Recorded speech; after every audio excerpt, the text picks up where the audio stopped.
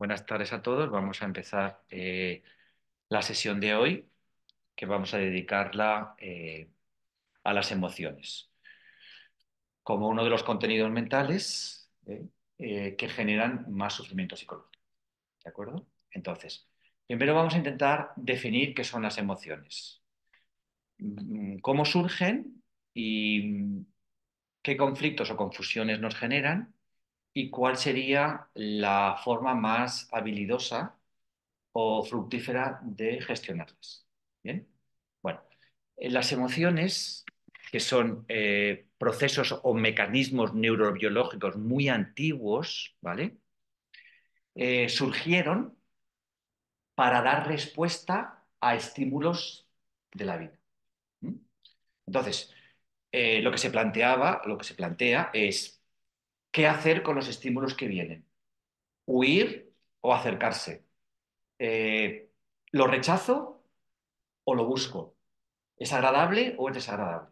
¿Por qué? Porque en función de esas respuestas, sobre todo antiguamente, estaba comprometida la supervivencia. Y posiblemente también hoy en día en ciertas emociones o en ciertos momentos, pues elegir si me acerco a un sitio o a otro puede ser mm, generar un peligro o evitar un peligro que evidentemente puede estar comprometida nuestra propia supervivencia. No es tanto así ahora, pero antiguamente así lo era.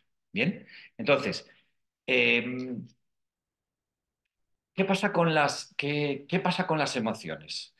Primero, vamos a intentar entender, que además hoy en día está muy de moda en la neurociencia, eh, cómo se gestionan a nivel neurobiológico en nuestro cerebro las emociones causadas por los estímulos externos. Bien, en primer lugar, vamos a saber o a comentar que existen dos vías a la hora de gestionar las emociones. Una es lo que se llama la vía corta. La vía corta es aquella vía, podríamos decir, de urgencia que tiene que ver con la propia sobrevivencia, como hemos dicho antes. Es decir, en un momento determinado, ante un peligro o un estímulo vital, no podemos empezar a pensar si esto es más o menos conveniente. No tiene lugar una actitud reflexiva ante el estímulo, sino más bien una actitud rápida, ¿vale?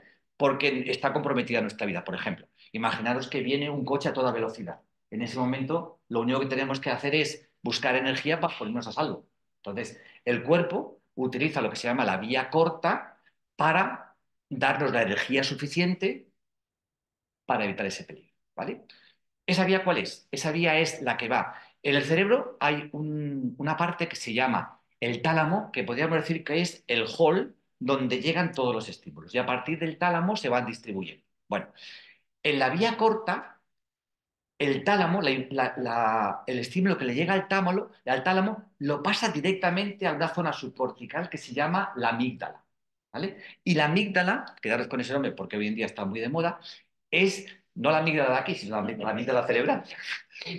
La amígdala es la que se encarga de producir todos los fenómenos neurobiológicos, hormonales, endocrinos y de energía que desempeñan las emociones, ¿vale? Y entonces, imaginaros que en ese momento vemos un coche que llega a toda velocidad y entonces el estímulo llega al tálamo, el tálamo manda rápidamente la orden a la amígdala y la amígdala saca la energía para ponernos a salvo. A nivel de saber el mecanismo de manera refleja y automática de lo que tenemos que hacer y sacar la fuerza y la energía para actuar de forma rápida y eficiente. ¿Vale? Esta es una. Esta se llama la vía corta.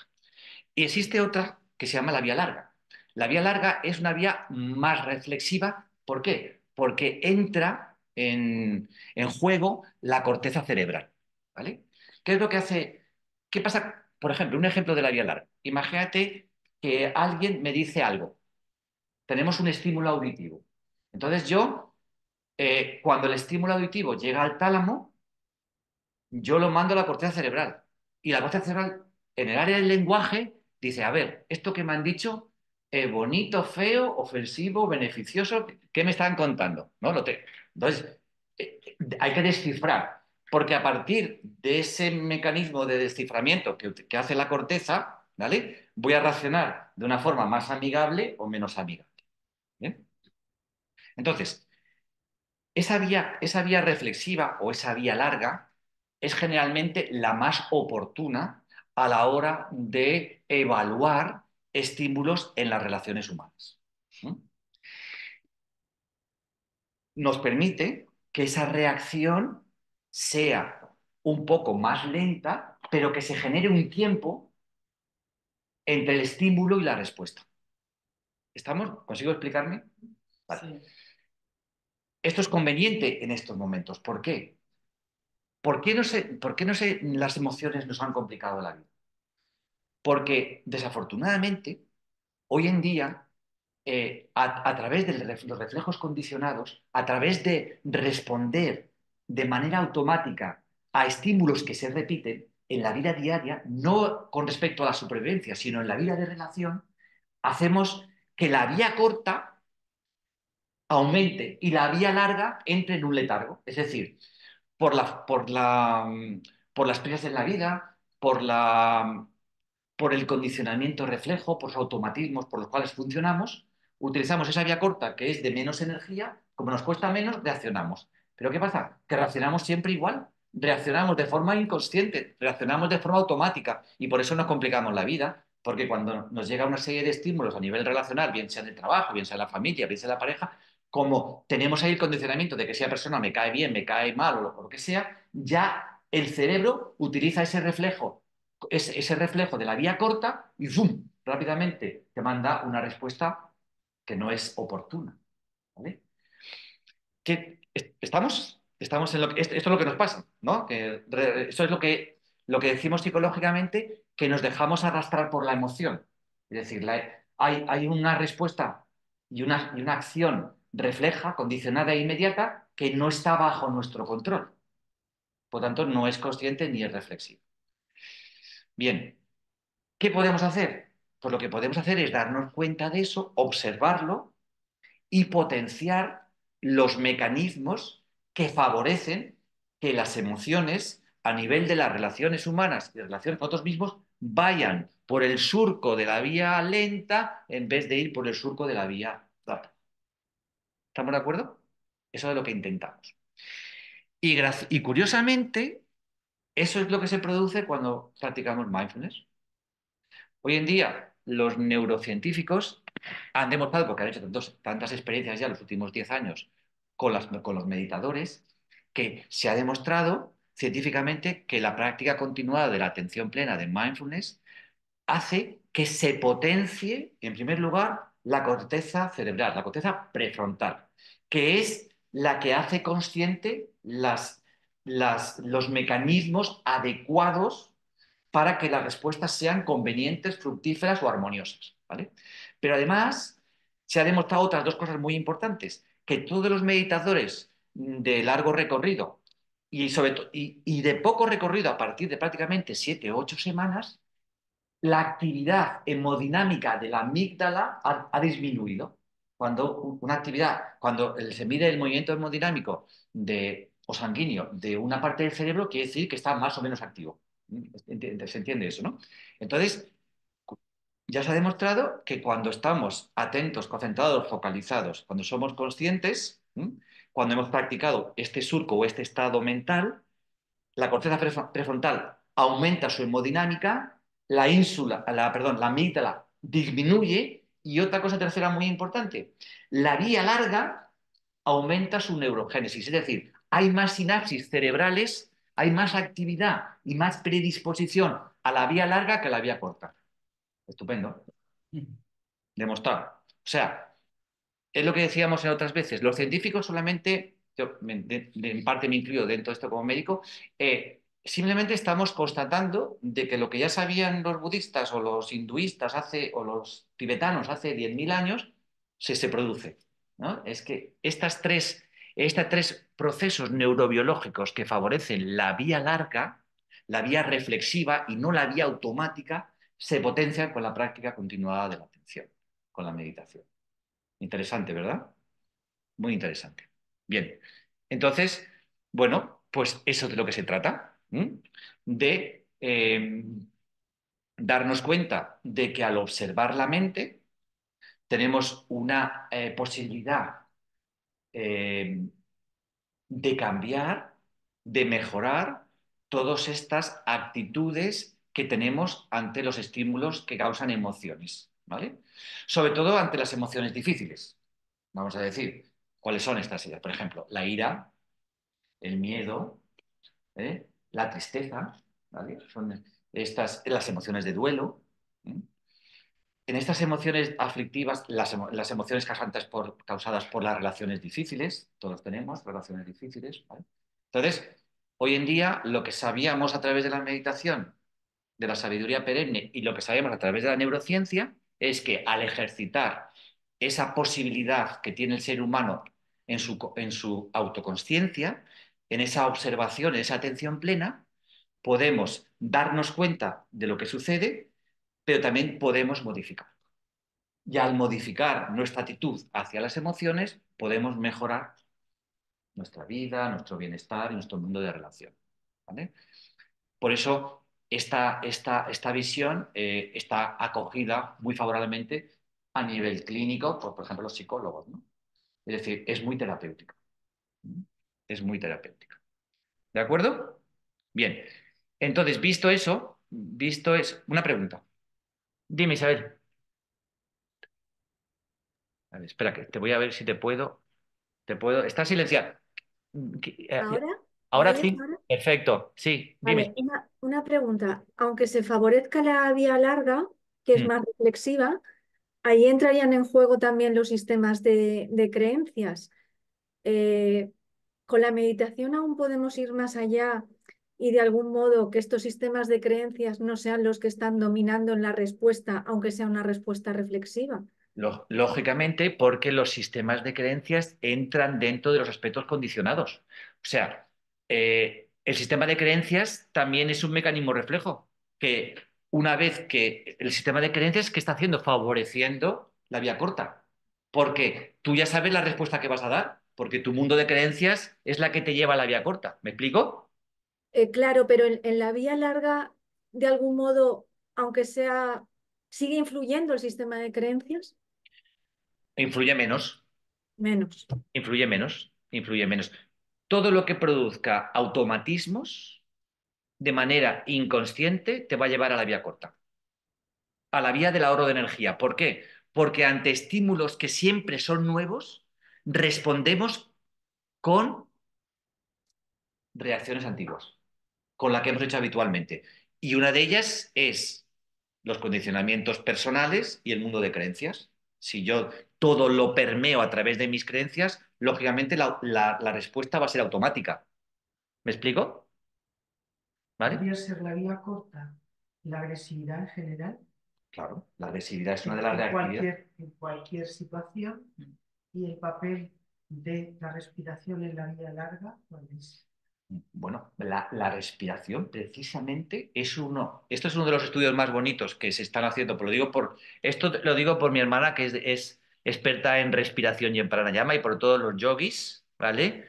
Sí, hay bastantes, mira, precisamente Silvia me ha mandado, mi prima me ha mandado esta tarde un pequeño reel de Nazaré Castellanos sobre todos los aspectos neurobiológicos de la respiración. O sea, igual que os digo todo esto, el tema de la vía corta, ya hay estudios científicos evidentes que la respiración y principalmente la respiración nasal tiene un efecto directo sobre los sistemas biológicos, neurológicos que tienen que ver con el equilibrio emocional, ¿vale? Es decir, disminuye la actividad de la amígdala y aumenta la actividad de la corteza prefrontal. Esos son principalmente los aspectos. Y marca un surco, un aumento en la neurogénesis, en la sinapsis, en la vía larga. Entonces, ¿sabéis que cómo se cambia un comportamiento a nivel cerebral? El cerebro, tú no le puedes decir quiero cambiar y ya está. Eso no sirve. Eso es lo que pasa muchas veces cuando hablamos, cuando a ver, de una forma, cuando reflexionamos sobre algo, la práctica filosófica, hablamos de cosas y eso, la palabra, la intención es una motivación, pero para algo. Pero para que el cerebro te genere un entendimiento, pero para que se produzca un cambio, el cerebro tiene que saber cómo lo tiene que hacer. Entonces, tú tienes que decirle al cerebro que tú estabas yendo por este surco y le tienes que dar otro surco y empezar a labrar otro surco. Y llegará un momento en que este surco es más profundo que este surco y entonces irá el funcionamiento por el surco que está más trabajado. Por eso, lo importante de la meditación, para que sea un efecto realmente eficiente a largo plazo, es la continuidad. Porque tú estás marcando un surco y quieres que ese surco al final sea el que utilice el cerebro, por ejemplo, en este caso, para las emociones sería la vía larga, la vía reflexiva. ¿Vale? ¿De acuerdo? Es interesante, es interesante. Estas cosas, antiguamente, por lo que tú decías, Isabel, las personas no teníamos estas capacidades de saber, ¿no? Esos estudios. La voy a quitar aquí porque no os veo a todos. A ver, espera un momento. ¿Vale? La vía corta, Fernando, Sí. tiene algo que ver con, entonces, con la activación del sistema nervioso simpático, ¿no? Y la larga con el parasimpático. Totalmente. Evidentemente. Por ejemplo. Pero lo que me llama la atención es que en los automatismos que Sí. utilizamos la vía corta, ¿no? Como nos paramos a pensar, pues hay una diferencia entre la respuesta que hacemos ante un automatismo, ¿no? Algo Sí. que nos es fácil, y la respuesta que hacemos utilizando la vía corta también ante una urgencia, ante un miedo, ¿no? Sí.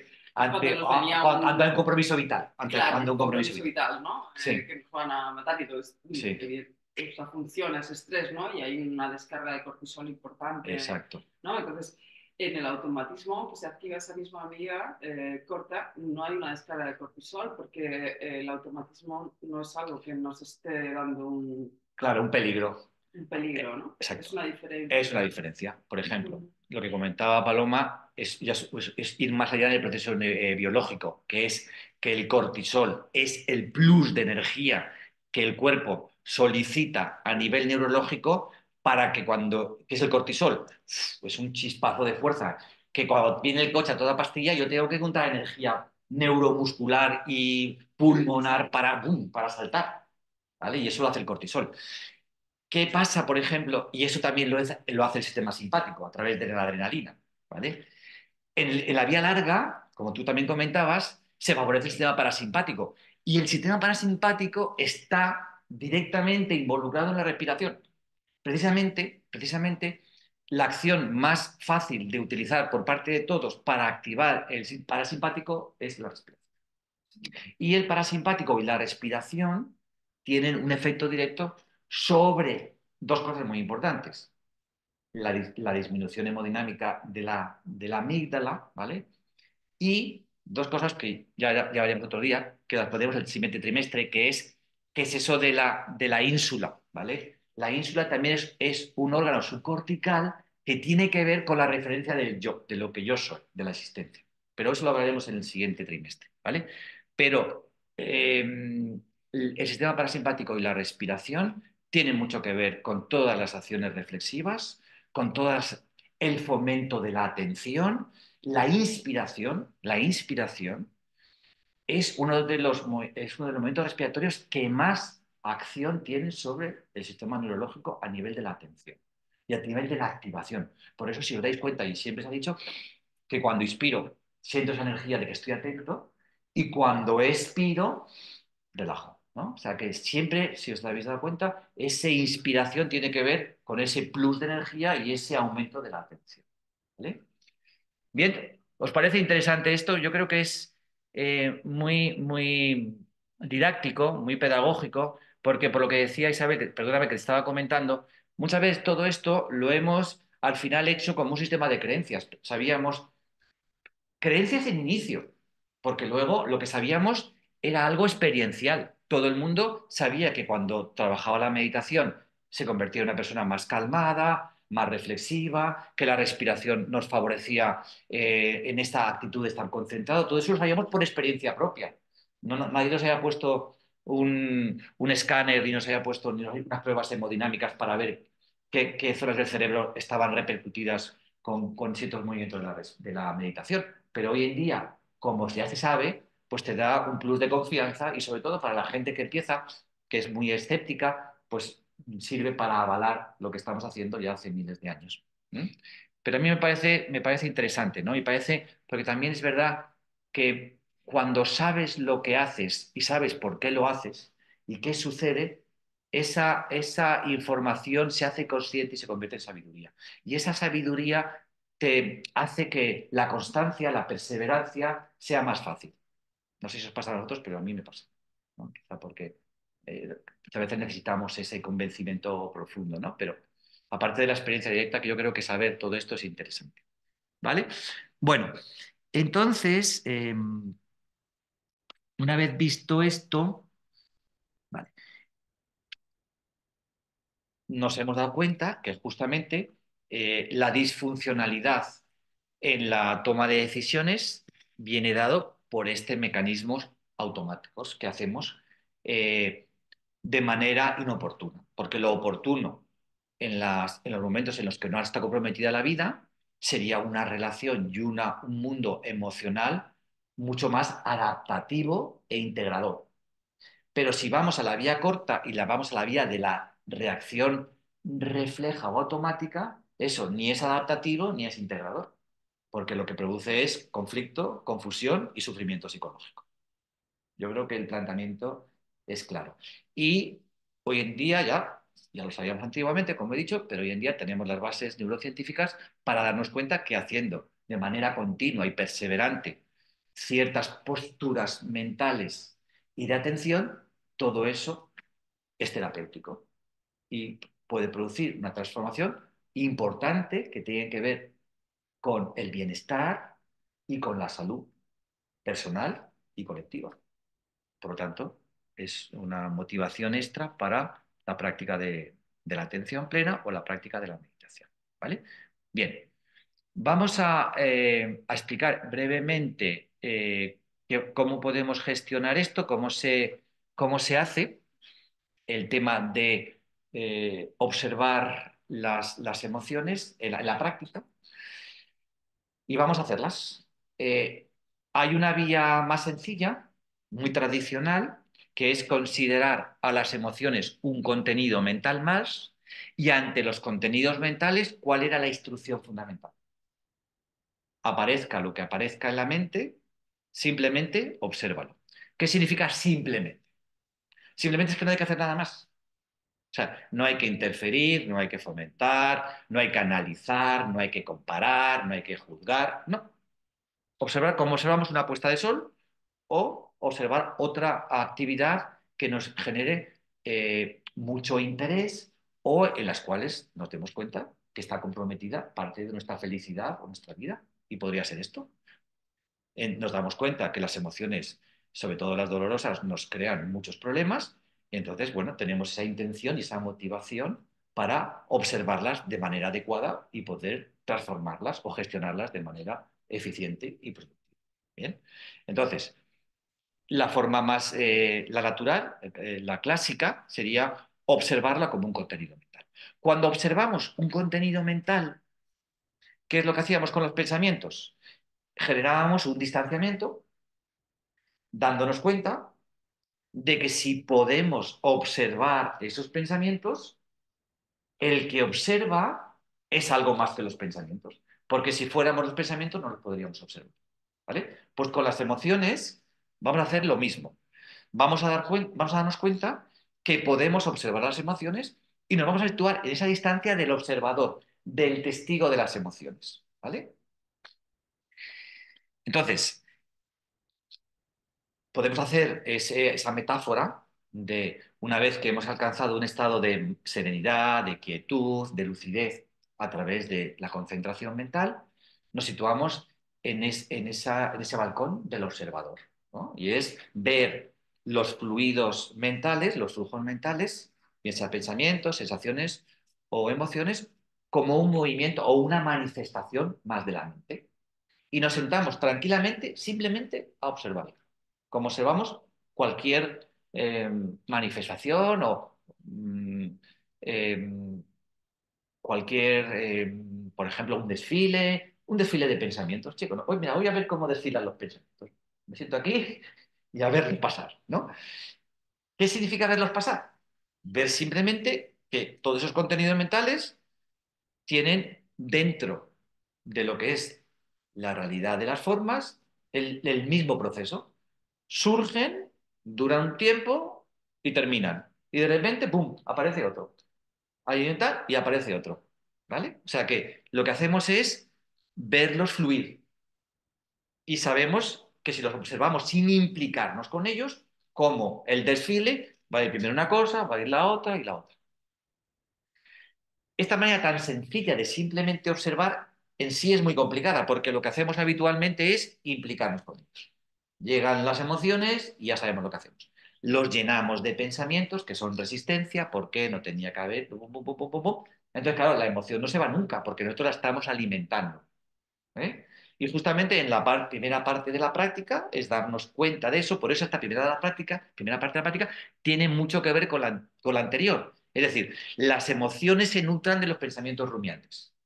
Entonces, cuando nos damos cuenta que estamos en un pensamiento rumiante, sabemos que eso va a generar emociones aflictivas y estados de ánimo depresivos, de tristeza o de conflicto. ¿Vale? Pues si lo sabemos, ya tenemos esa información, nos sentamos y los dejamos pasar, los dejamos fluir. ¿Bien? ¿Cuál es la siguiente forma? La siguiente forma, que también la vamos a hacer hoy, ¿vale? Es más elaborada. Es la que se utiliza más en psicología o en psicoterapia, que es que tiene tres aspectos fundamentales. Uno es la conciencia de la emoción, darnos cuenta de qué emoción está apareciendo, incluso, como veréis, darle un nombre, porque cuando nosotros le damos un nombre a lo que está apareciendo, de manera indirecta ya nos estamos separando de él. Es decir, por ejemplo, si yo digo tengo ira o tengo tal, ¿vale? Al nombrarlo, como lo observo y lo nombro, de manera ya automática ya me separo un poco de él, ¿vale? Y esa postura ya hace que todo lo que venga después se facilite, ¿vale? Porque de alguna forma sería una pequeña forma reflexiva que ya impediría ese chispazo de la vía corta. Ese situarnos, esa distancia ya de alguna forma evita el automatismo, ¿vale? Luego empezamos a darle espacio a todo esto y es a darle conciencia en realidad, que es sentirla en el cuerpo, observarla viendo a dónde nos lleva, qué haríamos si entráramos en la vía corta. Fijaros que podemos llegar a observar desde ese balcón lo que ya sabemos. Como ya sabemos que hay esta vía y esta vía, yo digo, si yo ahora actuara, refleje automáticamente esto que estoy sintiendo en el cuerpo y toda esta energía de la emoción, ¿qué me pide hacer o qué haría si no la estuviera observando? ¿Os dais cuenta del proceso? ¿Mm? Esto es lo que se llama la conciencia de la emoción. El segundo aspecto, más, también dentro de esta parte más elaborada, sería permitir la emoción. O sea, vivir la emoción. Porque ante las emociones, sobre todo las dolorosas, ¿qué hacemos siempre? Huir. Huir, evitar, resistir y evitar. O a todo caso, quedarnos parados, la mayoría de las veces, y dejarnos arrastrar por la emoción. Pero principalmente lo que se produce psicológicamente es la evitación, la resistencia y la evitación. Te resistes, persiste. Eso es, con ese eslogan que comenta Paloma, que habitualmente decimos, todo lo que se resiste, persiste. Entonces, nunca solucionamos nada, ¿vale? Entonces, conciencia de la emoción, aceptar. La palabra aceptar es permitir ser, no evadirse del proceso, aunque es doloroso o aflictivo, pero si no lo afrontamos, no lo resolvemos. ¿Estamos? Entonces, ¿qué pasa? Que en la meditación, con todo lo que ya hemos ido preparando, tenemos ciertas circunstancias interiores y psicológicas que nos van a permitir afrontar y no evitar con mayor garantía. Entre ellos, ¿cuál es? Primero, el darnos cuenta, el dar espacio y sentirlo en el cuerpo, el saber hacia dónde estamos yendo o hacia dónde iríamos si no hiciéramos estos pasos. Y luego tenemos una herramienta muy importante, que es la respiración, ¿vale? Entonces, nos damos cuenta, aceptamos, no nos resistimos, decimos sí a la emoción, vamos a ver, estoy aquí delante de la emoción, quiero vivir esta emoción, ¿vale? Y para ello tengo dos cosas importantes. La respiración, que siempre me va a calmar y me va a dar energía, y otra cosa muy importante, que es la compasión. Me doy cariño. O sea, vivo ese sí desde la amabilidad, desde el cariño. no desde la agresividad. Es decir, qué burro soy, otra vez me he vuelto a equivocar, pero ¿cómo es posible? Tú fíjate, que mira que lo sabía. ¿No? ¿Nos pasa eso o no nos pasa eso? ¿Vale? Bien. Entonces, como la emoción, si la resistimos, está produciendo una constricción, en la cabeza solo hay esa emoción. Pero cuando le decimos sí a la emoción, ¿qué pasa en la cabeza? Se abre un espacio, porque al decir sí, de alguna forma se reduce la resistencia. Y esa resistencia es lo que nos está constriñendo, lo que está haciendo que en la mente solo haya esa emoción y ver cómo me resisto y cómo la evito. Todo mi mecanismo mental, cuando me resisto a la emoción, es a ver qué hago para evitarlo. ¿Sí? Entonces, en el momento que digo sí, que voy a vivir la emoción, toda esa resistencia y todo ese proceso de estrechez desaparece, se diluye, y entonces aparece un escenario nuevo. Y ese escenario nuevo es la apertura. Es decir, de repente, de manera automática, podríamos decir, le doy un espacio a esa emoción para que discurra, que antes no le daba ningún espacio. Entonces, me apoyo en que la respiración va a producirme ese espacio, la ayuda a ese espacio, porque me va a tranquilizar más, y la compasión, el cariño, va a fomentar que esa emoción transcurra de una forma más ligera, menos dolorosa. ¿Mm? Sabemos que cuando nos atacamos, aumentamos el dolor, pero si nos damos cariño, encontramos alivio. ¿Verdad?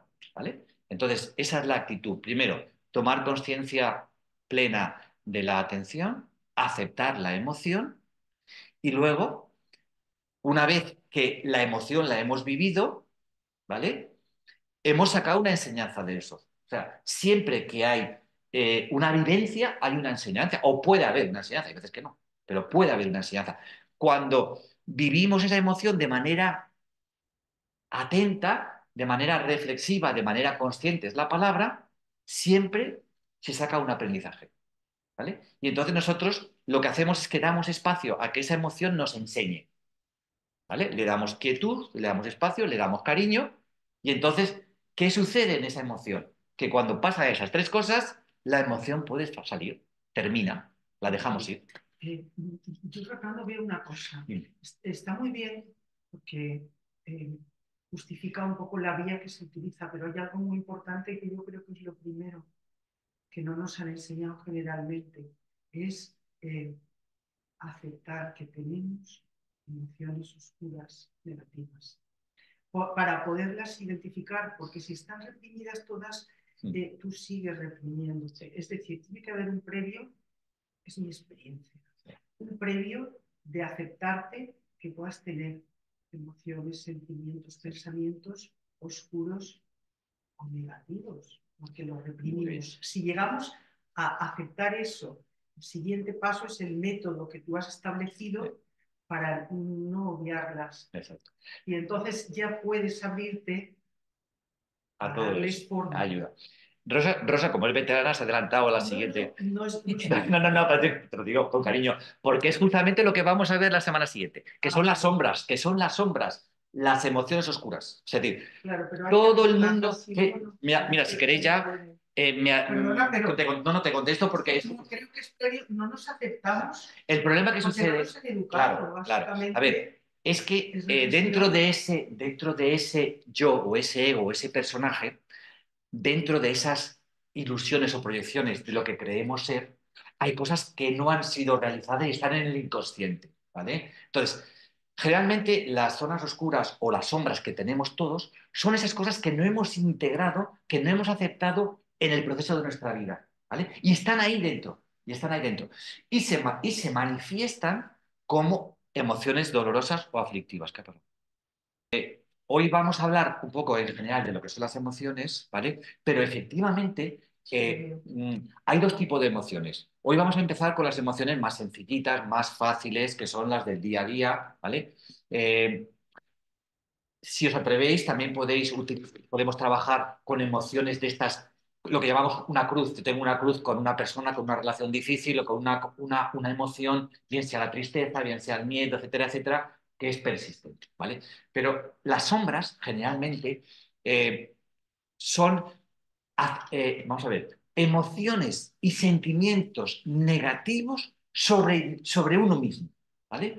Que están en el inconsciente de cosas que no hemos podido resolver o integrar y luego van emergiendo, tanto en la práctica como en la vida. Generalmente son 5.